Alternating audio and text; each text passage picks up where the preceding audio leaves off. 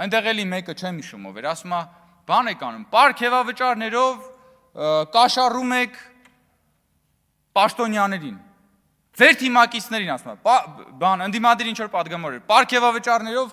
կաշառում եք ձեր թիմակիցներին, նախ դուք մեր թիմակիցը չեք մեկ, և երկրորդը մենք որևէ մեկին չենք կաշառում, մենք դա վարձատրություն է, բայց պրոբլեմն է նա, որ դուք ոչ միայն ստանում եք այդ վարձատրությունը, դուք երեսպաշտորեն գալիս եք այստեղ, դիստանցավորվում եք այդ վարձատրությունից, քանի որ դուք շատ եք սիրում ազգային բառը ամեն ինչին առջև ավելացնել, էլի, դուք ոչ միայն երեսպաշտ եք, դուք ազգային երեսպաշտ եք, եթե ազգային երեսպաշտության հուշարձան լինի կառուցելու, այդ հուշարձանը ձեր որևէ մեկի դեմքով պիտի լինի, և ամեն օր պետք է գան խնկարկեն ընդհանրապես բանը, բարոյականությունը, որը որ դուք ոտնատակ եք տալի, որքանով է բարոյական, ստանալ այդ վարձատրությունը, տանել ծախսել,